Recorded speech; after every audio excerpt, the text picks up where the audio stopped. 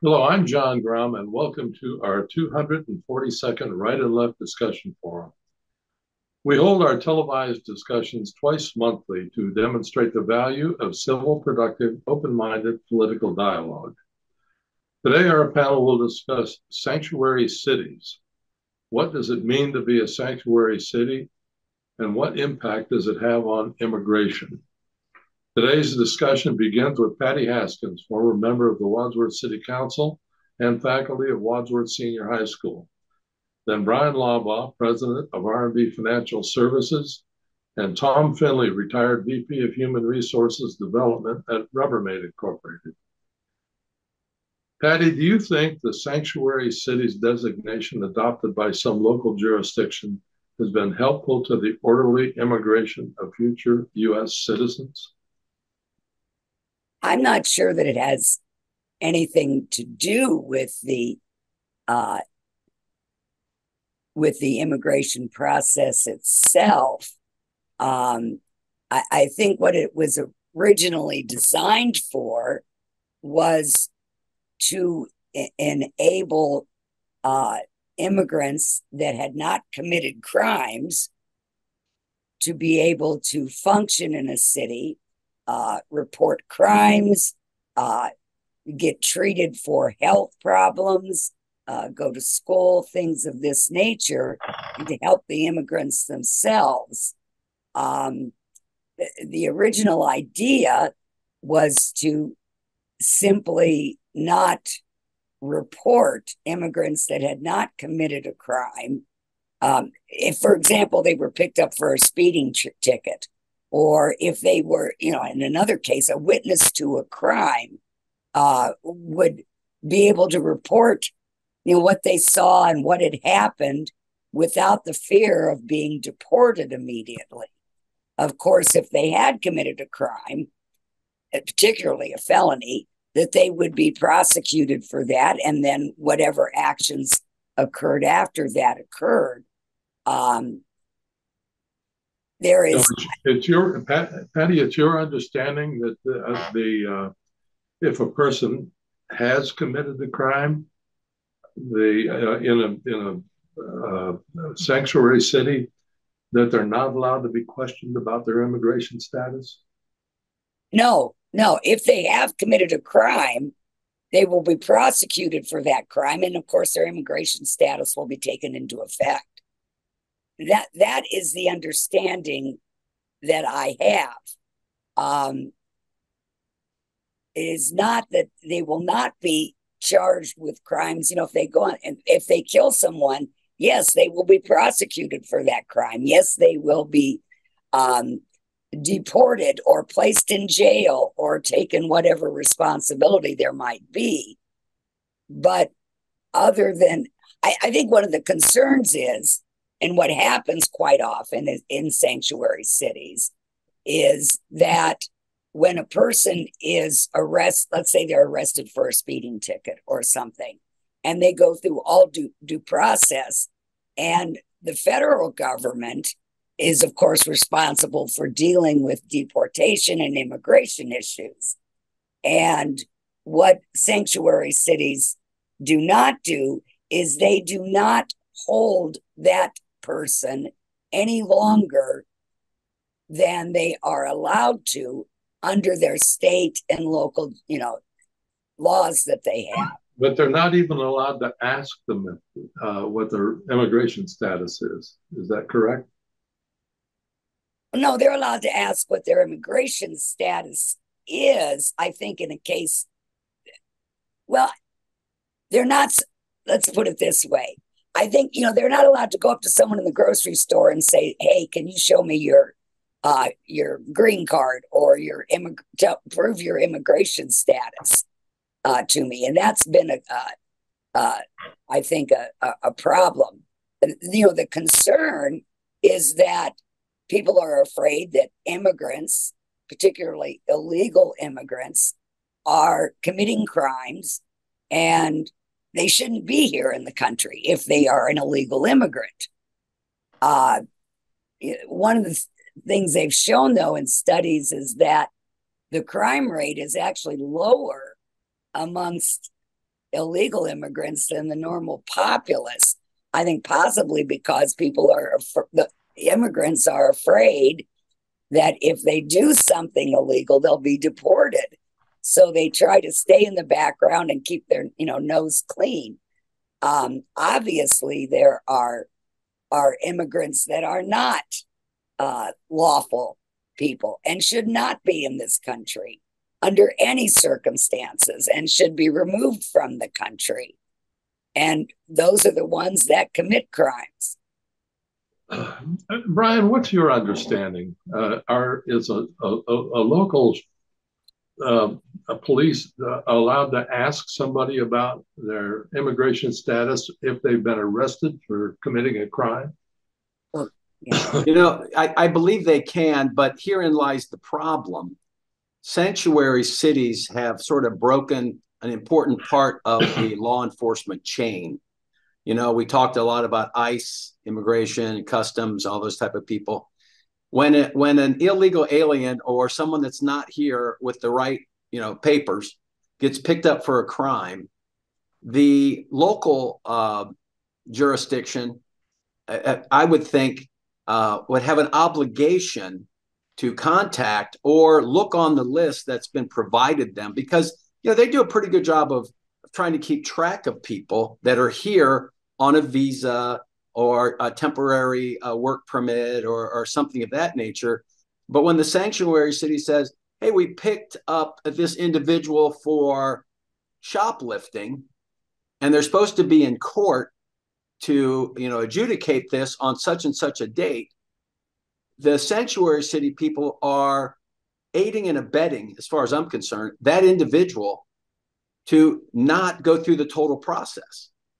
If you come here on let's call it a visitor's pass, you are here with now, you don't get all the rights and privileges, as far as I'm concerned, as a citizen. And if you break those laws, then the courts have said, and the policy is that you get deported. Now, is it the sanctuaries, cities, is it their responsibility to decide, well, this isn't that much of a crime, so we're going to let that person go out the back door, figuratively, sometimes literally. They come in and they help them basically escape, from the agent or agents that are there to collect them and to run them through the federal system. And to me, that whole notion of sort of a two-tier justice system, one for people that are here illegally and others that aren't, just smacks of unfairness. If Patty or I or Tom or you get picked up for shoplifting, trust me, you better show up to court, or there's going to be a bench warrant, and they're going to come out and they're going to find you, whether it's at Bueller's or Giant Eagle or the local, YMCA. They're going to find you. And the notion that somehow we give these people a pass when it comes to these things, I think is just inherently wrong. I did a little bit of reading, and you might be surprised to know, and maybe we could ask a question, who was the president that deported more people during their 8-year administration? Obama. Barack Obama. Yeah. Okay. And I think most Democrats, most Republicans will agree that if we follow the policies that were put in place, that were working, they were working, until, we had this whole notion that anything that Mr. Trump's administration touched needs to be dismantled. And that's pretty much what the Biden administration has done. They've dismantled a process that was working to just allow people. We've had more people come across our borders illegally just in the last year than ever before. Right. That's a fact. You can't get around that. And when states like California, they don't do it much, but Texas, Arizona start busing people to set, now whether or not I agree with that, to these sanctuary cities, they squeal like stuck pigs because, we don't have the infrastructure to take care of 300 immigrants. Well, does Texas, does Arizona, should they have to provide, all these benefits for these people for the paltry sums that the federal government provides them to supposedly take care of them? So, yeah, I don't think sanctuary cities have done anything but undermine, number one, the rule of law, and number two, the immigration policies of the United States. You don't get to rewrite federal law. If your local law is that you can get a slap on the wrist if you shoplift, but if you're here illegally and you have overstayed your visit, I think you have an obligation and a duty to assist the federal government, because you never know what really is, we don't vet these people as well anymore. There have been some pretty high profile rapes and murders just in the last probably 2 or 3 months of people that should have been vetted before they ever were let into this country. So, yeah, I am 100% opposed to sanctuary cities and the ne'er-do-wells that think that they're going to be able to, supersede or just ignore federal policy. So we need to work together to get this problem under control and get these policies back in place, because we're drowning. Our border cities are drowning in immigrants, and the few that they send up to New York and Chicago and some of these places that have considered themselves sanctuary cities, that they can't handle it. Their budgets can't handle it. The mayor of Chicago has come out and said, "Hey, guys, we can't do this. We got to shut down some schools." It's hurting the people that are here paying taxes, and they're here legally and are citizens of the country. Tom, what are your thoughts? Well, the question that comes to my mind repeatedly on this is, who's in charge? Who's in charge? And it appears that nobody wants the job of being in charge, and at least the federal government has not identified that to the extent that it should. And are we ready for an agency in the federal government who has power and the authority to establish the practices that would make this thing work? Right now, the answer seems to be there's nobody taking that accountability. And so local jurisdictions are taking that accountability by ignoring the law. Yes, I mean it's anybody's game, if you will, and therefore no one is defining what should or should not be. But in my mind, it's the federal government, and we need an agency or a body that's empowered to define the activities that should take place to make this a workable part of our country. I'm mindful of what's written on the Statue of Liberty, and I think that's a powerful, powerful statement, and it should be reinforced with the laws around immigration. Do you think that, well, and this is an open question to everybody, that the horribly long process that it takes to even apply for immigration has anything to do with this tremendous influx of illegal immigrants? Because it takes in some cases, years for your application to even be looked at. Without a doubt. And, particularly if you're in a situation where crime is rampant in your country, or drugs are rampant in your country, and you're in fear of your life. This is why we have sanctuary in the United States, and people that seek asylum. Has that been misused? Oh yeah. Let's look at the number of immigrants. I agree a lot with what Brian said. It may not sound like it, but the problem that we have right now is, as you say, John, the amount of time it takes to do the process legally, which is why we need immigration reform. And because of that, the massive number of immigrants that are coming into the United States, which is why when you get into a city like New York, they are to the point they can't, they're very welcoming, but they're being overrun with immigrants, and they cannot afford to handle them. Time is always the problem. It's even been said that, like, as far as the cooperation, and some police forces have been as Brian has said, totally uncooperative with the federal government. But others have said, listen, we have a lot of issues in our city. We have crime in our city, that is being perpetrated by citizens of our city. We have people to help, and we don't have the time to go out looking for illegal immigrants. We don't have the space in our jails to hold immigrants that haven't committed a crime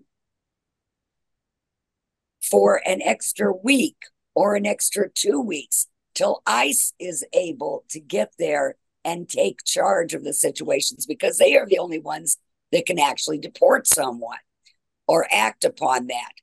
ICE is in the predicament of not having enough agents to be able to go in and combat the overwhelming number of immigrants that are coming into the country. As Brian said, it's too many people coming in all at once, which is why we need immigration reform that is going to enable us to cut down on that number coming in. And then we can deal with these problems in a much more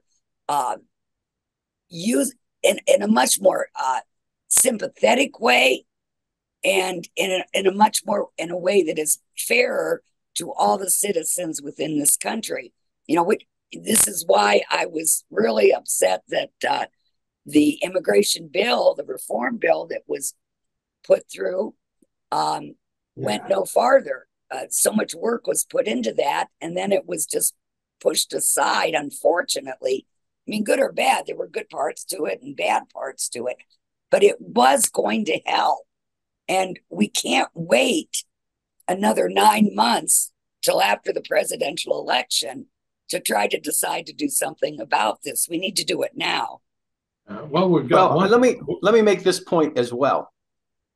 If we could just go back to the policies that everybody agreed upon during the Obama administration, yes, we would see probably a 70% decrease in the people coming across our borders, because they had in place, everybody likes to say, well, they're all coming here because of asylum. And I'm not saying Patty's saying that, but that's what you hear in the media, is that, these are people that are escaping bad situations and everything, but they just paid a cartel $10,000 to deliver them to the border. Okay. So let's put in place, let's get that back up and running, where they go to our embassy or they go to a immigration facility or customs facility in their country.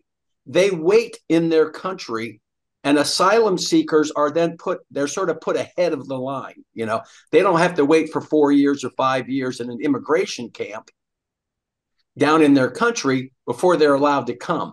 So there's sort of a triage that happens in their local country instead of coming here and overwhelming our system. We need more judges to basically, we need more than 1,000 judges. We probably need 5,000 more judges with just the amount of people that are here. They shouldn't have to wait 7 years. That's a joke. Right. They get here, they get their card, says, okay, hey, we'll see you in 6 years. Come on back. Really? Really? It should be like 7 weeks.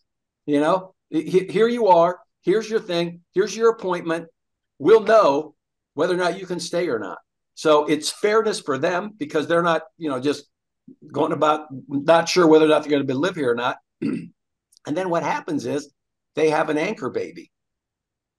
Yes. They're here for 7 years. They get married. They have an anchor baby. And you might as well just forget the whole system. So I think we go back to what Barack Obama had already put in place, build on that, and we'll solve this issue. There are a lot of people that think that one party is in favor of mass immigration because eventually these will all those people will become citizens and vote for the party that's currently in power. No. Listen, I'm saying that's the thought that is out there for an awful lot of people. Yeah. And The thing that I have in mind, I go back to the waiting period. By the time somebody waits for years to get to be able to apply for immigration, then once they get here, they got years again before they can become a citizen. Right. I mean, we're talking about a 20-year process in some cases. Yeah. To my way of thinking, that needs to be fixed. Sure. Well, sure. I just want to bring up again something that's happening, and that is our federal government is showing signs of not being effective, not just here, but this is a glaring one. I'm going to say again, who's in charge? Not the president of the United States. Ultimately, of course, he's in charge of everything, or she is. But that, of course, is ridiculous. But we don't have anybody or any body that is accountable for the changes taking place, the numbers being one of them, but in immigration to this country. Yeah. So we've got a problem in our federal government and its structure and its ability to put resources to bear on items just like this one. Well, I think what has happened is that this process has been politicized. Yes, so it has. Yeah. Nobody complained about Barack Obama deporting more people than any other presidency, any other administration. Donald Trump gets in and decides to do the same policies, and next thing you know, we have Congress people down at these camps, down at these facilities, crying at the fence. This isn't, and kids in cages and all that kind of stuff. Barack Obama put more kids in cages and deported more people than anybody. But there was no hue and outcry about that until someone that wasn't considered popular decided to continue those policies and maybe tighten them up here and there. And all of a sudden it's bad. We can't do that. I think a travesty is Robert Kennedy, Robert Kennedy Jr., who Patty doesn't really like, most Democrats don't like, went down to the border and saw millions of dollars worth of equipment for the border wall. It was scrapped. We've got the Biden border wall. It's a different color. So we're going to spend $100 million on getting different equipment down there. He says, that's ridiculous. The government is the government. We spent the money, put the daggone wall up. No, we're waiting for the Biden wall so that the current administration can take credit for it. The other steel has been painted a different color, so we can't use that. That's ridiculous. That's a waste of money. I actually hadn't seen that. I do know finishing the wall was part of that bipartisan deal that came out of the Senate. Yeah. That was, and this is, again, the politics. It goes both ways. Yeah. This is because no, you're right. The Republicans came out and said, no, we don't want to give Biden credit for that. We want to wait so we can keep it as an issue. That's right. And that's wrong. That's wrong. The wrong way to go with this. That's wrong. Both sides got to go back again, folks, and say, who's in charge? Right. There isn't anybody. There's no leadership in this. There's no direction. Well, yes, the president is the commander in chief, and he has. Of course, he's the commander in chief of everything, John. But is there an agency? Is there a body? Is there someone empowered with? The answer is no. There's just confusion, and our federal government, not just the president, our federal government has ignored one of the key issues facing this country right now. And look at the number of jobs in the country that are unfilled. Well, for heaven's sakes, there's a contradiction right there. We need workers. There's over half. There's a huge I thought number. this really came to a head. I started, at least to me, with all of the talk of the Dreamers, and this was a number of years back. And there were those bills that were going back and forth to grant the Dreamers citizenship, and this was in the Obama era. And did I say Obama era? That probably well era. The Obama era. And then it started and it just ramped up from then, Yeah. and became this huge political issue that it shouldn't be. We should be able to work this out. Yeah. And I don't see any light at the end of the tunnel at this point, because everybody has dug their heels in so much. Yeah. Or, I'll tell you this. I had a son that spent 2 years as a missionary in Spain and a daughter that spent 18 months in Germany. Every time she went to the post office to pick up a package, she was asked for her papers. Every time my son went out on the street, most weeks, sometimes 2 or 3 times a week, he was stopped by the police and asked for his papers. They carried their papers around because if you didn't have your papers, guess what? They hauled you off and put you in the pokey. And then you got that sounds like a bad movie. You got fined. And if the second time you were deported, no other country has laws like ours. You screw up in Germany, you're gone. Spain, you're gone. Greece, you're gone. I don't want to see a situation where I have to carry my papers to the grocery store to buy a loaf of bread every time I go. I'm right there with you. Right there with you. I'm not saying that, when people talk about, oh, these poor immigrants over here, they might have to, if they get a speeding ticket, they might have to show up at the thing. You walk down the street in Germany or Spain, or you go to pick up your mail and stuff, and the post guy says, I'd like to see your papers. Well, folks, we're going to be shut down now in about 10 seconds. Okay, sorry. Where's Congress? Where's Congress? Yeah. Well, beats me. Yeah. So, see you in 2 weeks. We could solve it. We'll see you.